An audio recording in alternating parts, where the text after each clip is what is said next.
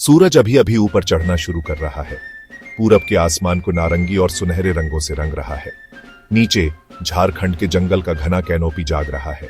ओस की बूंदें हर पत्ते पर छोटे छोटे हीरों की तरह चिपकी हुई है। हवा में नम मिट्टी और जंगली फूलों की खुशबू फैली हुई है। चिड़ियों के चहचहाने की आवाज आती है, एक सिम्फनी जो नए दिन का जश्न मना रही है। ये एक ऐसी दुनिया है जिसे समय ने छुआ नहीं है। हरे भरे पेड़ों का एक किला, पुराना और गहरा। झाड़ियों में हर सरसराहट, पेड़ों की चोटियों से हर पुकार जीवन की कहानी कहती है, अस्तित्व की, जंगलीपन की, कच्ची अनछुई आत्मा की। अचानक सिम्फनी रुक जाती है। एक गहरी गूंजती हुई गड़गड़ाहट जमीन से होकर आती है। ये एक ऐसी आवाज है जो सम्मान की मांग करती है। विशाल साल के पेड़ों के बीच से एक शानदार आकृति निकलती है। एक अकेला नर हाथी, उसकी त्वचा पुराने पत्थर के रंग की है। उसके दांत पॉलिश किए हुए हाथी दांत के दो दरांती की तरह मुड़े हुए हैं। वो गजराज है, हाथियों का राजा। वो जल्दी नहीं चलता, बल्कि एक जानबूझकर शक्तिशाली कृपा के साथ चलता है, जो हर कदम पर धरती को थोड़ा हिला देता है। गजराज रुकता है। उसका विशाल सिर ऊंचा उठा हुआ है। उसके बड़े कान ठंडी सुबह की हवा में धीरे धीरे हिल रहे हैं। उसकी छोटी बुद्धिमान आंखें अपने राज्य के विशाल विस्तार को स्कैन करती हैं। गजराज को देखना शक्ति की सही परिभाषा को देखना है। उसका शरीर मांसपेशियों और हड्डियों का एक पहाड़ है, जो पेड़ों को ऐसे उखाड़ने में सक्षम है जैसे वे सिर्फ छोटे पौधे हों। उसकी शक्तिशाली सूंड का एक ही वार किसी भी चुनौती देने वाले को उड़ा सकता है। उसका विशाल वजन खंभे जैसे पैरों पर टिका हुआ अपने आप में एक प्राकृतिक शक्ति है। लेकिन उसकी असली शक्ति, उसका सबसे दुर्जेय हथियार, उसकी ताकत में नहीं बल्कि उसके दिमाग में है। हाथी की याददाश्त किंवदंती की बात है, और अच्छे कारण के लिए। गजराज अपने शानदार सिर में अपने पूरे क्षेत्र का एक विस्तृत नक्शा रखता है। उसे हर छिपे हुए पानी के गड्ढे का स्थान याद है, यहां तक कि वे भी जो सालों से सूखे पड़े हैं, लेकिन पहली मानसून की बारिश से भर जाएंगे। देखें कि उसकी शक्तिशाली सूंड, जो भारी विनाश करने में सक्षम है, कैसे एक कांटेदार झाड़ी से एक भी मीठी बेरी को बिना शाखा को हिलाए नाजुक ढंग से तोड़ सकती है। उस कोमलता को देखें जिससे वह एक बछड़े का अभिवादन कर सकता है, उसे अपनी सूंड की नोक से सहलाता है। शुद्ध स्नेह का एक इशारा है। वह खुशी, दुख और सहानुभूति का अनुभव करता है। यह हाथी का द्वैत है, गहन संवेदनशीलता द्वारा निर्देशित अपार शक्ति। उसे ताज या सिंहासन की जरूरत नहीं है। उसका अस्तित्व ही उसकी रॉयल्टी का दावा है। वह जंगल का दिल है, हर जानबूझकर विचारशील कदम के साथ अपनी हरी नसों में जीवन का संचार करता है। जंगल रिश्तों का एक जटिल जाल है, और गजराज एक मास्टर बुनकर है। वह अकेला सम्राट नहीं है। वह अक्सर एक बड़े विस्तारित परिवार का मुखिया होता है, एक झुंड जो एक साथ चलता और सोचता है। वे गहरी गड़गड़ाहट, सूक्ष्म इशारों और इंफ्रासोनिक कॉल की भाषा के माध्यम से संवाद करते हैं, जो मानव कान के लिए सुनने में बहुत कम होते हैं, लेकिन जंगल के फर्श के माध्यम से मीलों तक यात्रा कर सकते हैं। बंदर जैसे लंगूर और मकाक अक्सर उसके प्रहरी के रूप में कार्य करते हैं। पेड़ की चोटी पर ऊंचे बैठे, उनके पास जंगल का पक्षी दृष्टि होता है। जब वे एक शिकारी को देखते हैं, जैसे कि एक छिपा हुआ बाघ, तो उनकी तेज उन्मत्त अलार्म कॉल पेड़ों के माध्यम से गूंजती है। गजराज इसे सुनता है और समझता है। हिरण और जंगली सुअर भी उसकी छाया में चलते हैं, उसकी निकटता में सुरक्षा पाते हैं। वे जानते हैं कि जब गजराज जैसा विशालकाय जानवर पास होता है, तो कुछ शिकारी हमला करने की हिम्मत करेंगे। धारीदार शिकारी जंगल में एकमात्र ऐसा प्राणी है जो संभावित रूप से खतरा पैदा कर सकता है। गजराज आगे खड़ा होगा, उसके कान चौड़े फैले होंगे, उसकी सूंड उठी होगी। एक बहरा कर देने वाला तुरही चार्ज जारी करने के लिए तैयार होगा। जंगल सिकुड़ रहा है। गांव और खेत सदियों से उसके पूर्वजों के चलने वाले प्राचीन हाथी गलियारों के ओर पास आ रहे हैं। ये रास्ते उसकी आनुवंशिक स्मृति में खुदे हुए हैं, लेकिन अब वे खंडित हैं, बाढ़ों, सड़कों और मानव बस्तियों से अवरुद्ध हैं। एक शाम पकते हुए गन्ने की अप्रतिरोध्य गंध से आकर्षित होकर गजराज खुद को एक किसान के खेत के किनारे पाता है। उसके लिए यह भोजन का एक और स्रोत है, एक विशेष रूप से स्वादिष्ट और आसान भोजन। ग्रामीण जलती हुई मशालों और ढोलों के साथ बाहर आते हैं, विशाल जानवरों को डराने की कोशिश करते हैं। रात डर, भ्रम और गुस्से से भर जाती है। यह एक ऐसी लड़ाई है जिसमें कोई सच्चा खलनायक नहीं है, किसान अपनी फसलों और परिवार की रक्षा करने के लिए बुरा नहीं है। गजराज भोजन की तलाश में दुर्भावनापूर्ण नहीं है। ये मुठभेड़ दोनों समुदायों पर गहरे निशान छोड़ जाते हैं। यह जंगल के सिकुड़ते किनारों पर हर दिन लड़ी जाने वाली एक मौन युद्ध है। मानवता और प्राकृतिक दुनिया के बीच नाजुक संतुलन की एक मार्मिक याद दिलाता है। गजराज सिर्फ जंगल का एक निवासी नहीं है, वह वास्तव में इसके प्राथमिक वास्तुकारों में से एक है। जैसे ही वह घनी झाड़ियों से होकर गुजरता है, उसका विशाल शरीर रास्ते साफ करता है। ये नए खुले रास्ते छोटे जानवरों को अधिक स्वतंत्र रूप से घूमने की अनुमति देते हैं और सूर्य के प्रकाश को जंगल के फर्श तक पहुंचने देते हैं। यह सूर्य का प्रकाश महत्वपूर्ण है क्योंकि यह नए पौधों और विभिन्न प्रकार के पौधों के विकास को प्रोत्साहित करता है। उसका आहार भी जंगल के स्वास्थ्य में एक महत्वपूर्ण भूमिका निभाता है। हाथी बहुत खाने वाले होते हैं। हर दिन सैकड़ों किलोग्राम पौधे खाते हैं। वे विभिन्न प्रकार के फल, बीज, छाल और पत्ते खाते हैं। दिलचस्प बात यह है कि वे जो बड़े बीज खाते हैं, उनमें से कई उनके पाचन तंत्र से बिना किसी नुकसान के गुजर जाते हैं। जब वे अंततः उन्हें अपने गोबर में जमा करते हैं, तो वे वास्तव में एक नए स्थान पर पेड़ों की एक नई पीढ़ी लगा रहे होते हैं। इसके अलावा गजराज पानी खोजने में माहिर है। शुष्क मौसम के दौरान जब सतह का पानी वास्तव में दुर्लभ हो जाता है, तो वह सूखे नदी के किनारों में पानी खोदने के लिए अपने दांतों, पैरों और सूंड का उपयोग करता है। ये हाथी द्वारा खोदे गए कुएं अनगिनत अन्य प्रजातियों के लिए महत्वपूर्ण नखलिस्तान बन जाते हैं। हिरण, जंगली सुअर, पक्षी और यहाँ तक कि शिकारी भी इन छेदों पर अपनी प्यास बुझाने आते हैं। हाथी के बिना झारखंड का जंगल बहुत अलग और ईमानदारी से एक बहुत गरीब जगह होगा। झाड़ियां अभेद्य रूप से घनी हो जाएंगी, जिससे नए जीवन का विकास अवरुद्ध हो जाएगा। गजराज सिर्फ राजा नहीं है, वह अपने राज्य का प्रमुख माली, मुख्य अभियंता और मास्टर प्लम्बर है। उसका अस्तित्व पूरे पारिस्थितिकी तंत्र के स्वास्थ्य और जीवन शक्ति से अटूट रूप से जुड़ा हुआ है। जंगल अपनी सारी खूबसूरती के बावजूद लगातार चुनौतियों का सामना करने की जगह है। एक साल मानसून नहीं आता, नदियां पतली होकर सूख जाती हैं और फिर गायब हो जाती है।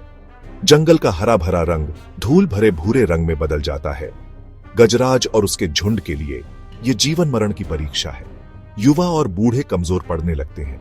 पानी की दैनिक तलाश एक हताश, थका देने वाली यात्रा बन जाती है, जो भीषण धूप में मीलों तक फैल जाती है। गजराज अपनी याददाश्त में पुराने नक्शों से निर्देशित होकर अपने परिवार को बचाने के लिए नेतृत्व करता है। उसे एक चट्टानी घाटी में एक गहरा छिपा हुआ झरना याद है, एक ऐसी जगह जिसका उपयोग उसके पूर्वजों ने केवल सबसे गंभीर सूखे में किया था। अंत में अथक यात्रा के दिनों के बाद वे घाटी तक पहुंचते हैं। वहां चट्टानों से रिश्ता हुआ साफ ठंडे पानी का एक छोटा लेकिन स्थिर झरना है। उसने उन्हें बचा लिया है। एक और बार खतरा कमी से नहीं बल्कि अधिकता से आता है। मानसून पीढ़ियों में पहले कभी नहीं देखे गए क्रोध के साथ आता है। झारखंड की कोमल नदियां उग्र कीचड़ भरी धाराओं में बदल जाती हैं। झुंड का एक युवा बछड़ा बढ़ते पानी से घबराकर अपना पैर खो देता है और शक्तिशाली धारा में बह जाता है। उसकी संकट की चीखें बाढ़ की दहाड़ में लगभग खो जाती हैं। मां घबरा जाती है, लेकिन उग्र पानी के खिलाफ असहाय है। बिना किसी हिचकिचाहट के गजराज धारा में कूद जाता है। वह इसके खिलाफ लड़ता है। उसके शक्तिशाली पैर पानी में चलते हैं। उसकी सूंड एक पेरिस्कोप की तरह ऊंची उठी हुई है। वह संघर्षरत बछड़े से ऊपर की ओर अपनी स्थिति बनाता है। उसे धारा के सबसे बुरे हिस्से से बचाने के लिए एक जीवित ब्रेक वाटर बनाता है।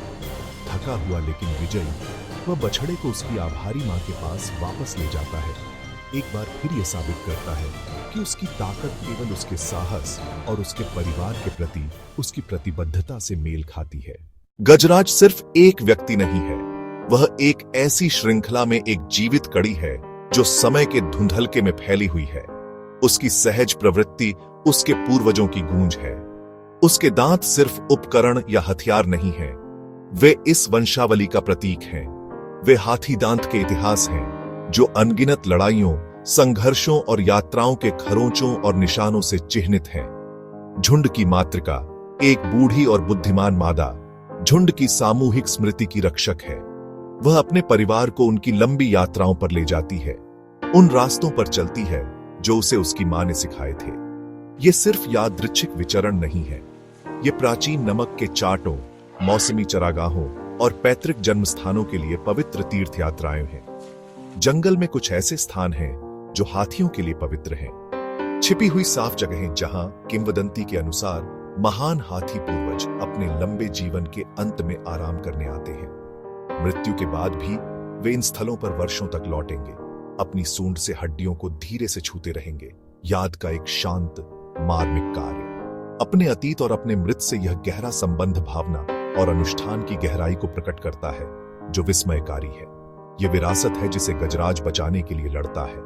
वह सिर्फ अपने क्षेत्र या अपने परिवार की रक्षा नहीं कर रहा है, वह एक संस्कृति, एक इतिहास, एक जीवन शैली की रक्षा कर रहा है जिसने इन जंगलों को युगों से परिभाषित किया है।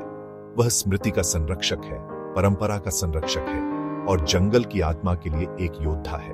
उसका शासन दूसरों पर शक्ति के बारे में नहीं है, बल्कि प्राचीन काल की फुसफुसाहट को हमेशा के लिए संरक्षित करने की गंभीर जिम्मेदारी के बारे में है। भले ही गजराज बाघ का सामना कर सकता है या बाढ़ पर विजय प्राप्त कर सकता है, उसके सबसे बड़े दुश्मन अक्सर शांत और अदृश्य होते हैं। इनमें सबसे कपटी शिकारी है।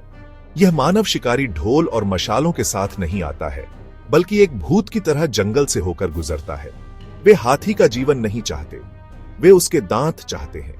उनके लिए हाथी दांत जो गजराज के जीवन की कहानी बताता है, वह एक पवित्र इतिहास नहीं है, बल्कि एक वस्तु है, धन का एक स्रोत है। शिकार के खिलाफ लड़ाई एक निरंतर तंत्रिका भंग करने वाली बुद्धि की लड़ाई है। वन रक्षक विशाल जंगल में गश्त करते हैं, बहादुर पुरुष और महिलाएं जो हाथियों की रक्षा के लिए अपनी जान जोखिम में डालते हैं। लेकिन जंगल विशाल है और शिकारी चालाक है। गजराज ने सतर्क रहना सीख लिया है। यह उच्च सतर्कता पर जिया जाने वाला जीवन है, एक खतरे के खिलाफ निरंतर सतर्कता की स्थिति जो बिना चेतावनी और बिना दया के हमला करती है। एक और अदृश्य खतरा उसके घर का नुकसान है, न केवल खेतों के लिए बल्कि खनन और उद्योग के लिए भी। जंगल के नीचे की जमीन खनिजों से भरपूर है। इन संसाधनों की मांग से जंगल के विशाल इलाकों का विनाश होता है। मशीनरी का शोर, जल स्रोतों का प्रदूषण और वन गलियारों का विखंडन एक ऐसा परिदृश्य बनाते हैं जो हाथी के जीवन के लिए तेजी से प्रतिकूल है। ये परिवर्तन धीमे लेकिन निरंतर है, एक रेंगने वाला जहर जो उसके राज्य को दिन ब दिन छोटा करता जाता है। उसे नई मानव निर्मित बाधाओं की दुनिया में नेविगेट करने के लिए मजबूर किया जाता है, जिसे उसकी प्राचीन प्रवृत्ति समझ नहीं सकती है।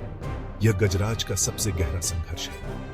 वह किसी सरकारी नीति पर हमला नहीं कर सकता या किसी खनन निगम पर तुरही नहीं बजा सकता। उसका भविष्य और उसके सभी प्रकार का भविष्य केवल उसकी अपनी ताकत पर नहीं, बल्कि उन विकल्पों पर निर्भर करता है जो इंसान उसके घर से दूर दूर में आते। यह जंगल की आत्मा के लिए एक मौन युद्ध है।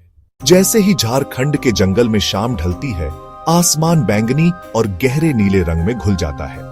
गजराज एक शांत झील के पास खड़ा है। उसका विशाल रूप स्थिर पानी की सतह पर पूरी तरह से प्रतिबिंबित होता है। वह सोने और गहनों के सिंहासन पर बैठा हुआ राजा नहीं है जिसे ताज पहनाया गया हो। उसका सिंहासन जंगल के फर्श की समृद्ध काली मिट्टी है। उसका ताज प्राचीन पेड़ों की कैनोपी है जो उसे आश्रय देती है। उसका राज्य नक्शे पर सीमाओं से परिभाषित नहीं है, बल्कि जीवन के जीवित सांस लेने वाले जाल से परिभाषित है जो उस पर निर्भर करता है। वह सच्चा राजा इसलिए नहीं है क्योंकि वह सबसे मजबूत या सबसे डरावना है, बल्कि इसलिए है क्योंकि वह सबसे आवश्यक है। बाघ एक शानदार शिकारी है, लेकिन जंगल उसके बिना जीवित रह सकता है। बंदर चालाक है, हिरण सुंदर है, लेकिन उनकी अनुपस्थिति से परिदृश्य में मौलिक रूप से बदलाव नहीं आएगा। गजराज हाथी राजा के बिना जंगल खुद मुरझा जाएगा। वह माली है जो उसका भविष्य बोता है, अभियंता है जो उसका वर्तमान आकार देता है, और इतिहासकार है जो उसका अतीत रखता है। उसकी शक्ति प्रभुत्व में नहीं, बल्कि सृजन और संरक्षण में निहित है। उसका शासन नेतृत्व का एक सबक है। सच्ची रॉयल्टी आज्ञा में नहीं, बल्कि जिम्मेदारी में है। यह कमजोरों की रक्षा करने, समुदाय के लिए प्रदान करने और उस दुनिया के नाजुक संतुलन को बनाए रखने के बारे में है जिसमें आप रहते हैं। तो जब आप पूछते हैं जंगल का सच्चा राजा कौन है, बाघ के पंजों और तेंदुए के दांतों से परे देखें। उस कोमल विशालकाय को देखें जो धरती के वजन और युगों के ज्ञान के साथ चलता है। वास्तुकार, माली, रक्षक को देखिए, गजराज को देखिए। जैसे ही वह अपनी सूंड उठाता है और एक गहरी, आत्मा को हिला देने वाली गड़गड़ाहट करता है जो गोधुली में गूंजती है, यह शांति की आवाज है, सहनशीलता की, निर्विवाद और परोपकारी रॉयल्टी की। राजा घर आ गया है।